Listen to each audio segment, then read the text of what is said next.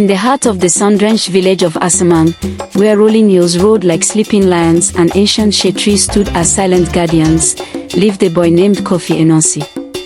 The name meant, born on Friday, the weaver of stories, and though his body was bent by a twisted leg that dragged behind him like a stubborn shadow, his spirit danced with a fire no one could see. Kofi was the poorest soul in all of Asamang. His cloth was a patchwork of rags, his hut a crumbling mound of mud at the village's edge, and his only possession a single cowrie shell pendant that hung from a frayed cord around his neck, his mother's last gift before fever took her. Every dawn, he limped into the market square, leaning on a crutch carved from a fallen baobab branch, his nimble fingers weaving baskets so intricate they seemed to breathe. Patterns of rivers, stars, and spirits flowed from his hands, yet the villagers laughed. Crippled Kofi, the children shouted, pelting him with pebbles that bounced off his bare feet. A curse on legs, the women hissed as they pounded yam beneath the acacia trees. He'll never amount to anything, the men grunted, sharpening their machetes for the fields. Only Mama Efua, the silver-braided storyteller whose voice could hush a storm, showed him kindness. She slipped him extra yams, pressed warm plantain into his palms, and whispered, "The gods see what we cannot, child. Your heart is a drum they listen to." Asamang itself was a living song. Its market pulsed with the chatter of traders haggling over kola nuts and bright bolts of cloth, the air thick with the scent of roasted plantain, smoked fish, and the earthy town of palm wine. Talking drums stomped in the distance, calling the community to gather, to dance, to celebrate the festival of the harvest that loomed just 7 moons away. Women swayed in colorful wrappers, their laughter rising like birdsong, while men carved stools beneath the shade, their blades flashing in the sun. Children chased grasshoppers through the dust, their bare feet kicking up red earth. But Kofi was never invited to the dances, never offered a place at the feast tables. He cannot run, he cannot hunt, he cannot even stand straight, Papa Kwame, the blacksmith, would growl, wiping sweat from his brow. A boy who cannot serve Asamang is no boy at all. Kofi only smiled, his fingers tracing the cowrie shell beneath his cloth, and limped away. Each evening, when the sun bled gold across the sky and the first fireflies blinked awake, he made his slow journey to the sacred grove of Naa Ayeley, a quiet clearing where a massive baobab stood, its roots curling into the earth like the fingers of an ancestor. There, beneath the stars, Kofi knelt. "Great Naa Ayeley," he whispered, his voice soft but steady, "you who weave the sky and command the thunder, guide my path. Let me be more than my legs." The grove seemed to hum in answer.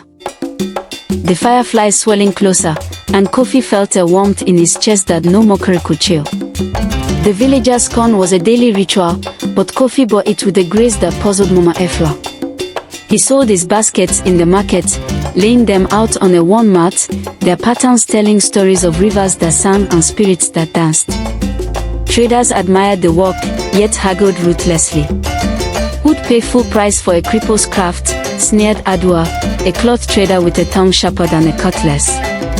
Kofi only nodded, accepting half a coin when he deserved to, his eyes never leaving the horizon. For he carried a secret no one in Asamang could guess. On the night of his 10th birthday, alone in his hut with only the wind for company, Naa Ayeley had visited him in a dream. The sky god's voice had rumbled like distant thunder, shaking the very walls of Kofi's sleep. "Kofi Anansi, your heart sees what eyes cannot. When darkness falls upon Asamang, your gift will light the way. Trust the mark I place upon you." Kofi had awoken with a start, his palm burning. There, etched into his skin, was a spiral mark, like a coiled snake or a river bending back on itself. He hid it beneath his fingers, told no one, and waited. For 3 years, he waited, weaving baskets by day and praying by night, the spiral pulsing faintly whenever danger stirred in his dreams.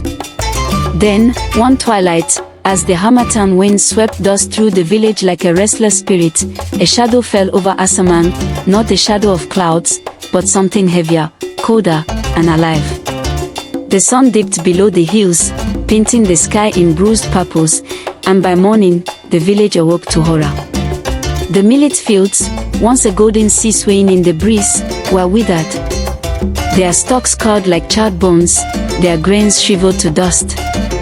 The village well, a lifeline of clear water where women filled their clay pots each dawn, bubbled with a liquid that reeked of ash and bitterness. Goats staggered in their pens, their bleats fading to whimpers before they collapsed, lifeless. A silence fell over Asamang, broken only by the wail of a mother clutching her dead kid. Fear spread like wildfire. The elders gathered beneath the central baobab in the village square, their faces carved with dread. Papa Okoye, the village chief, leaned on his staff, its carved leopard head trembling in his grip. "This is the wrath of Amedioho, god of thunder and justice," he declared, his voice cracking. "We have angered the gods with our pride, our greed, our neglect of the old ways." The square erupted in chaos. Villagers crowded shoulder to shoulder, their voices a storm of accusations. "It's the hunters," cried Kwabena, a wiry man with a scar across his cheek. "They took too many antelope from the sacred groves." "No," shouted Oma, a weaver with beads clinking in her braids. "It's the women who forgot to pour libations before planting." Fingers pointed, eyes narrowed, and old grudges flared like embers. No one looked to Kofi, who sat quietly at the edge of the square, his crutch resting against a stool, his baskets untouched. But his sharp eyes saw what others missed. Near the well, etched into the red earth, were faint claw-like marks, 3 slashes, deliberate and deep, glowing faintly in the morning light. Kofi's heart thudded. He had seen those marks in his dreams, glowing like embers in the dark. "This is no god's curse," he murmured to himself, his fingers brushing the spiral on his palm. It paused, warm and urgent, like a second heartbeat. That night, the village trembled. A low, guttural hum filled the air, not the wind, not the drums, but a sound like 1,000 voices chanting in a tongue no one knew. It slithered through the huts, curling around sleeping children, seeping into dreams. Mothers woke with gasps, clutching their throats. Hunters barred their doors, their machetes drawn. Even the dogs whimpered, tails tucked. Kofi, however, did not stay in his hut. When the moon should have risen but did not, he slipped into the night, his crutch tapping softly against the earth. The air was thick, heavy with the scent of decay. Fireflies that usually danced in the grove were gone, as if afraid.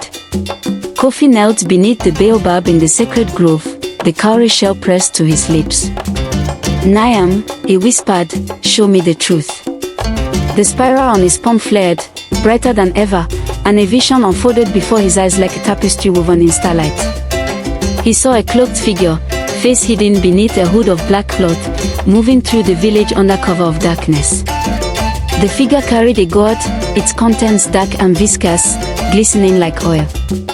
They poured it into the well, the liquid hissing as it touched the water. Then, with a sharpened bone, they carved the claw marks into the earth, 3 slashes, glowing faintly with a sickly green light. The figure moved to the fields, sprinkling a powder that withered the millet where it fell.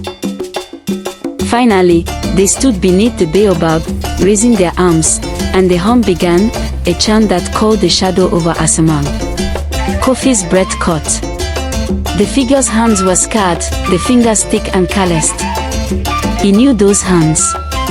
But before the vision revealed the face, it shattered, leaving Kofi gasping in the grove, the spiral on his palm burning like fire.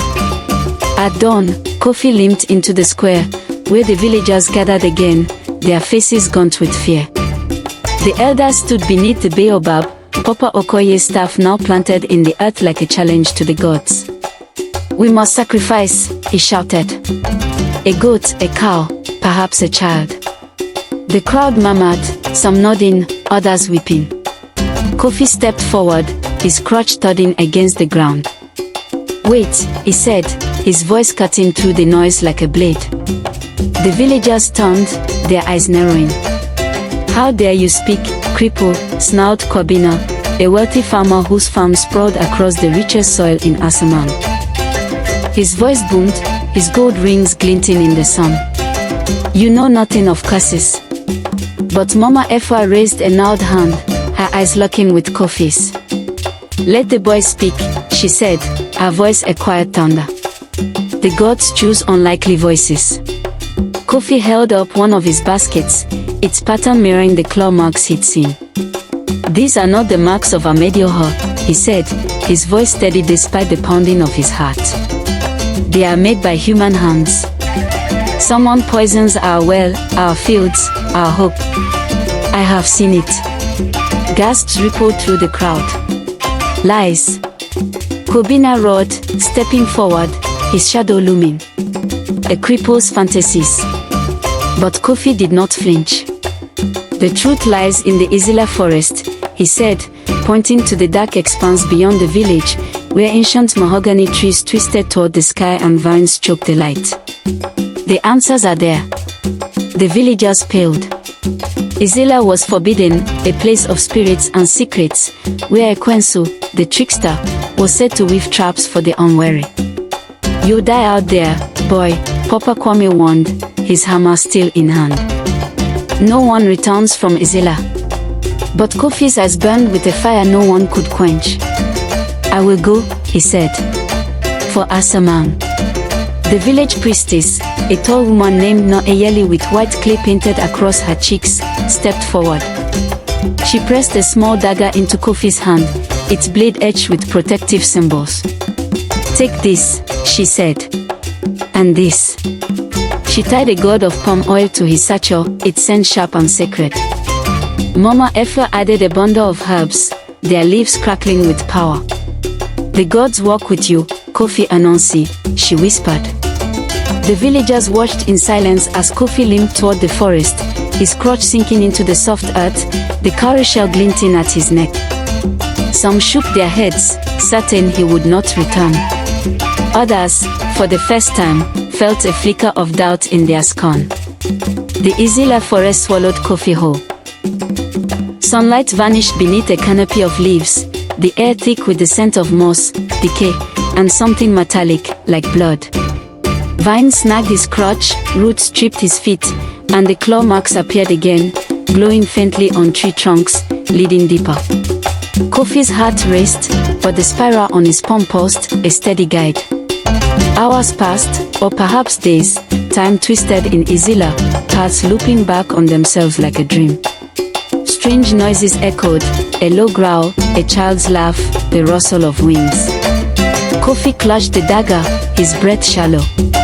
Niam, protect me, he whispered, and the spiral flared, casting a faint light that pushed back the shadows. Then, a chilling laugh rang out, sharp as broken glass. Kofi froze. Glowing eyes blinked from the undergrowth, red as embers.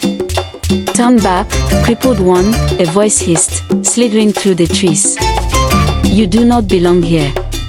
The eyes vanished, but the air grew colder, heavier, as if the forest itself were breathing. Kofi pressed on, the claw marks growing brighter, more frequent.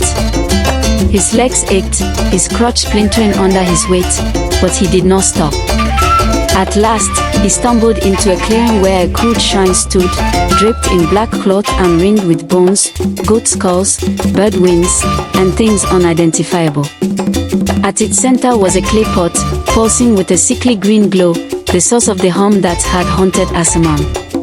The claw marks converged here, etched into the earth like a spider's web, glowing with the same light. Kofi's palm burned, and his vision sharpened. The pot was filled with a dark liquid, thick and oily, reeking of rot and death. This was the poison, the heart of the curse. But before he could act, a figure stepped from the shadows, cloaked in black, hood drawn low. The figure's hands were scarred, thick, and calloused, hands Kofi knew. The hood fell back, and Kofi's breath caught. It was Kwabena, the wealthy farmer, his eyes glinting with malice. You should have stayed in your hut, boy, Kwabena snarled, a curved blade flashing in his hand.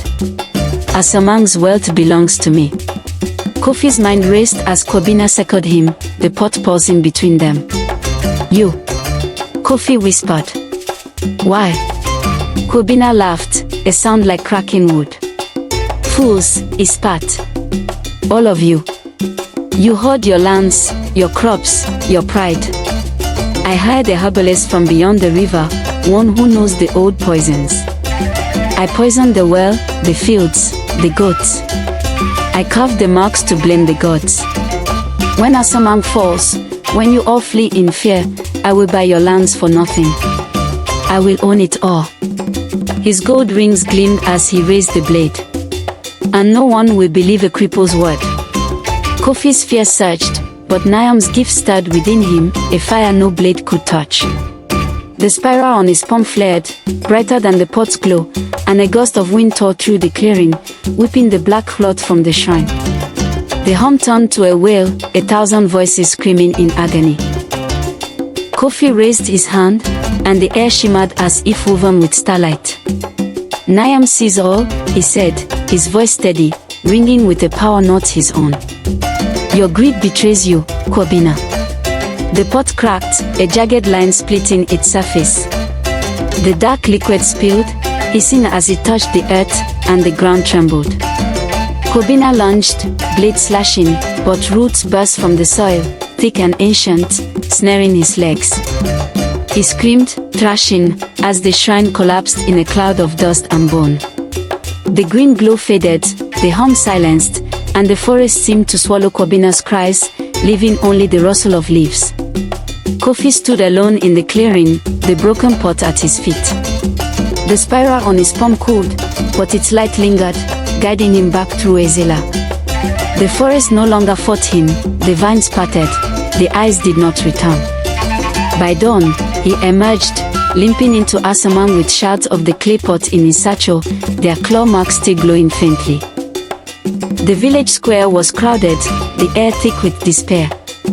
But as Kofi approached, the well ran clear, its water sweet again. Green sprouts peeked from the fields, and a lost goat bleated in the distance. The villagers turned, their eyes wide. Kofi laid the shards before the elders, his voice clear as a drumbeat. This is the curse, he said.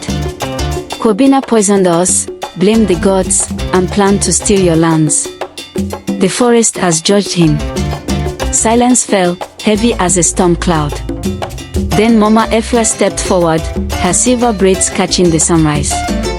Kofi Anansi carries Naam's gift, she declared, her voice ringing across the square. The sight to see truth, the heart to weave hope. Kofi raised his palm, revealing the spiral mark, now glowing softly for all to see. Naam gave me this, he said, not to curse, but to save. He sees all hearts, not just strong legs. The crowd gasped, some falling to their knees, others weeping. Papa Okoye, tears streaming down his cheeks, placed a hand on Kofi's shoulder. Forgive us, guardian of Asamang, he said. The children who once threw pebbles now stared in awe, their hands empty. Adwa, the cloth trader, bowed her head, her sharp tongue stilled. The festival of the harvest became a celebration of Kofi's courage. The square filled with drums, dance, and song, the air alive with the scent of roasted yam and palm wine. Kofi was carried on a carved stool, his crutch replaced with one of ebony, its handle shaped like a spiral. Children begged to learn his basket weaving, each pattern now a story of redemption. Mama Efua told the tale by firelight, her voice weaving Kofi's name into legend. Traders carried the story beyond Asamang, to villages near and far, until Kofi Anansi became a song sung under the stars. The moral echoed in every heart, true strength lies not in the body, but in the courage to see truth and the wisdom to act. Pride blinds, but humility opens the eyes. The gods choose the overlooked, the mocked, the broken, for in their hearts burn the greatest gift. And so, in Asamang, no one laughed at a limp again, for they had learned that even a crippled boy could weave a future for all.